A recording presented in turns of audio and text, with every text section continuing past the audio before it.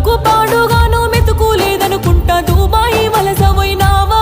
నాకు దుఃఖాన్ని నింపిపోయినా